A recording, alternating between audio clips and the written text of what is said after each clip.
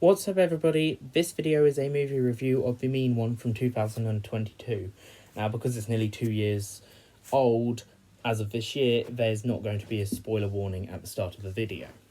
So, The Mean One is an independent horror movie themed around the Grinch, who is now in the public domain, or at least of when the movie released, he was able to be used in public domain.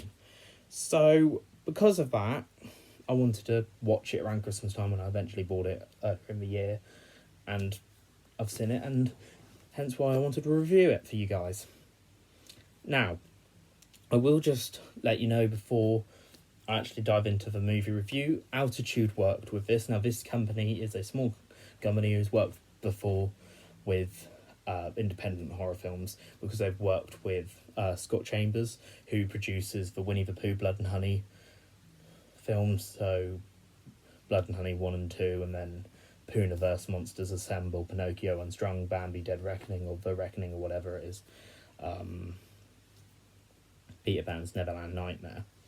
All that. They've also done The Mousetrap, and I think they might have done Terrifier 1 and 2, and the Terrifier films and Art the Clown stuff, but I'm not 100% certain on that side of things. But they've worked with David Howard Thornton in The Mean One, because David Howard Thornton plays Grinch in The Mean One. And David Howard Thornton is obviously the actor who plays Art the Clown in the Terrifier films. Additionally, he is going to play Mickey Mouse in Screamboat, which is a new Mickey Mouse themed horror movie. And this has been a trend recently where we've got horror movie versions of characters designed for children and family. When they've gone into the public domain, a horror movie being made about them. Because we've had Winnie the Pooh, Blood and Honey 1 and 2 for Winnie the Pooh. We've had a Mickey Mouse one. We've now had a Grinch one, and in the future we're getting alongside more Mickey Mouse. We're getting two Popeye films. We're getting a Bambi, a Peter Pan, a Pinocchio, and a bunch of that stuff that I know by the top of my head.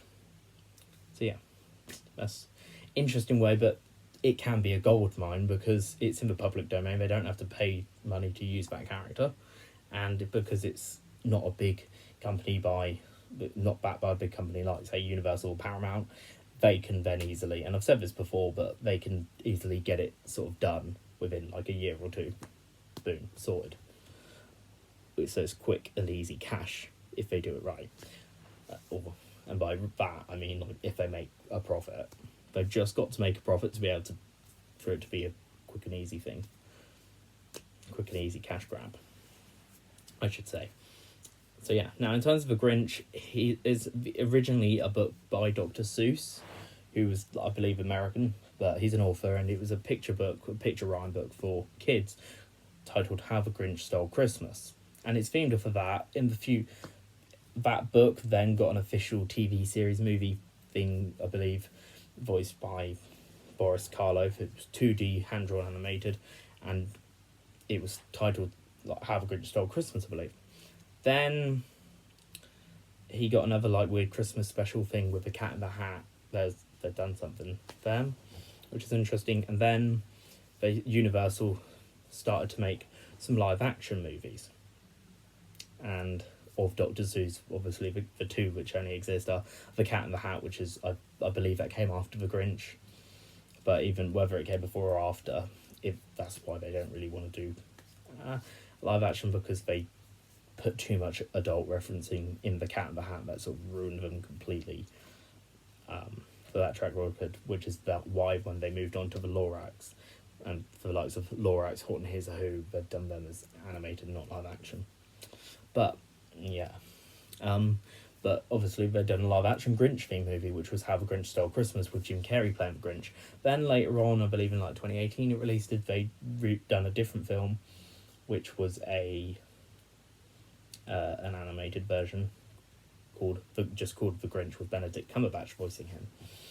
And of course they're the main versions, adaptations of him, but there's also been, like, in the parks, I believe there's the Seussical, which is like a Dr. Seuss puppet musical with characters and he was in it. I think it was like a TV show or something. Actually, not a show in the parks, but the park's done some stuff, and there's been like a Grinch musical and everything. So, yeah, but that is the main well-known Grinches were the TV show version, Jim Carrey's version, and Benedict Cumberbatch's version. Robot Chicken, Family Guy, Simpsons have also parodied him, but yeah, but the main three were Boris Karloff, Jim Carrey, and Benedict Cumberbatch. But now David Howard Thornton's played him in a live-action movie, but it's a horror movie. So what do I think of the movie itself? Because it was an independent horror film, I've said this before and I will say it again, and I will most likely say it in every movie review video I do when it's a review of an independent horror film. This movie, because it's an independent horror film, I wanted to see it, I bought it, but I always stayed on like a balanced level. I don't hype myself up. I'm not like oh my god, I'm so excited, this is going to be really good, I'm really excited for it, it's going to be amazing, it's going to be the best horror film I've seen, or one of the best I've ever seen, it's going to be pure cinema, I wish it'd go into cinemas, there's going to be so great and people will want to buy into it and all that, and I'm not going to hype myself up because obviously it's an independent horror film based off of a children's classic character. I'm not going to expect that, but at the same point time, like, I'm not going to think, oh yeah, it's going to be crap, it's going to be a complete shitty movie, I hate it. I'm just going to stay in the middle in terms of my thoughts before I watch it. I go into watching, I'm thinking, yeah, it'll be, hopefully I'll find it enjoyable. So to the point where I'm not like, yeah, it'll be good, really good, but I'm not saying it's going to be really bad at the same time. I'll just go, yes, a guilty pleasure, an enjoyable movie. Now, and I've also said this before in all my sort of independent horror movie reviews, and I will say it in any I make about them. I like these independent horror movies. They're not everybody's taste. Some people really like them, some people really hate them, and some people are just like them. They're like, yeah, they're cool, I'll watch them. And will I watch this again and again? Yes, I will, but probably about once or twice a year for around Christmas time and Christmas in July, which is something I personally celebrate. So, you know, I'm not going to be like, oh yeah, I want to watch it a lot of the time. And not just because it's a Christmas film, because, like, obviously when it comes to a horror films, they're great for Halloween, but at the same time, if it's a generic horror film, you can watch any time of the year, really. Like the Winnie the Pooh, Blood and Honey films. And I genuinely watch them a lot of the time, because I do genuinely enjoy them. This movie, I enjoyed it, but it wasn't, I'm not going to sit here and be like, oh, it's a really amazing film. It wasn't. It was a good film, but it wasn't amazing. It wasn't a 10 out of 10, I'm definitely going to say that. But in terms of the characters' arcs, it was really well done, how they done it, well thought out. And this is the part that got me, though.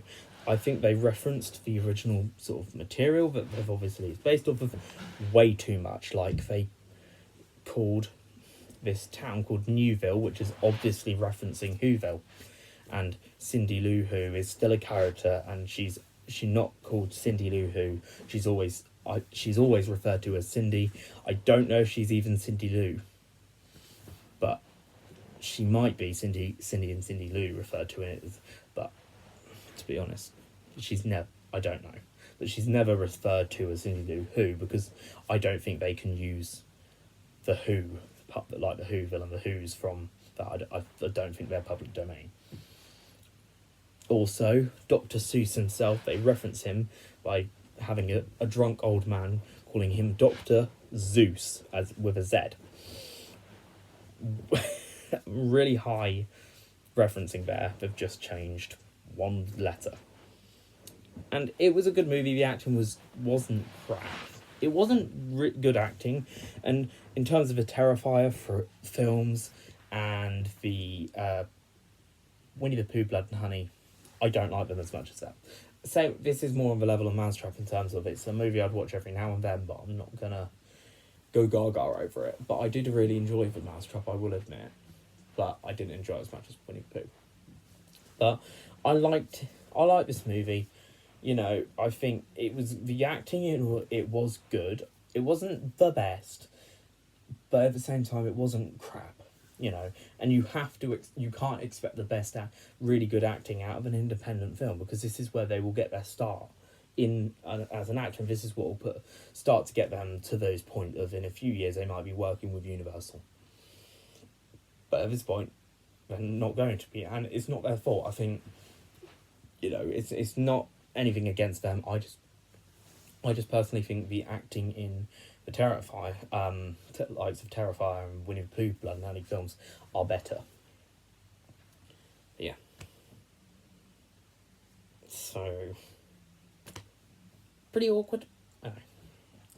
But you might think it, but really, I don't go into it thinking it's going to be the worst acting, because that's not fair on the actors. But at the same time, I'm not going to go into it and think, oh yeah, this is going to be really good acting. But it was good acting. It just wasn't really good. But again, they haven't got it's not going to be like the likes of Mel Gibson in it, because they can't afford it, because it's an independent company. Maybe in a future film, sure, because that's what they've done with Pinocchio. Now they've made Winnie the Pooh, Blood and Honey 1 and 2. They've been able to bring a more well-known actor into the universe with Robert Englund, but even that, he's voicing Jiminy Cricket. He's not going to be playing a big character, as big a character, and I don't know what they're doing with him. They might decide to put Jiminy Cricket on the side, but that's what I mean. Then they've done 2 movies already to get there, whereas the Mean One is straight there with it. And also the Grinch is played by David Howard Thornton, who I believe the first Terrifier film released before the Mean One. Meaning, yeah, you've got a big cash grab there. So, naturally, it's going to be a lot more money for him. But the thing is, I liked the movie. You know, it was a good storyline. There was scenes, obviously, the Grinch was more monsterish than Outcast, because that's the way they went for the horror movie, and he was, you know, a big green monster like the Grinch is green, and Santa suit and everything, and it was clever how they killed people, like with candy canes and shit. Like, it was funny and it was clever, but it wasn't the best. I would put it at, you know, like, this is a movie that I would watch once or twice a year. I liked it, I enjoyed it. It's not a bad movie, but at the same time, I'm not going to be watching it like 3 or 4 times a year. I'm not going to watch it a lot. So for that reason, the score out of 10 I'm going to be giving it is, I'm going to give it a 6 out of 10, because I don't think it's, the way I see it is, how I rate it is 10 out of 10 being a really good, perfect movie, really good movie, not like hardly any complaints, like mostly no complaints. If I have complaints, they've redeemed themselves in other areas. So either no complaints or hardly any complaints, and then a 0 out of 10 being a horrible movie, would not watch again, would not, you know, highly recommend, but if you want to watch it, it's on you. And then a 5's sort of the midway point, being, well, it's not a bad movie, but at the same time, it isn't a good movie. So a 5's like, yeah. So and for me, for a movie to be anything below 5 is, for me, is a bad movie, and anything above a 5 is a good movie. And I rate it that, like, in separate things, like I even take a look, like, examine scores. Like, for 5, a 5 out of 10 for me is just a mediocre film. It's not good, but it's not bad. And then a 6 and a 7 are a good film. 8 and a 9 excellent, and then a 10 being perfect.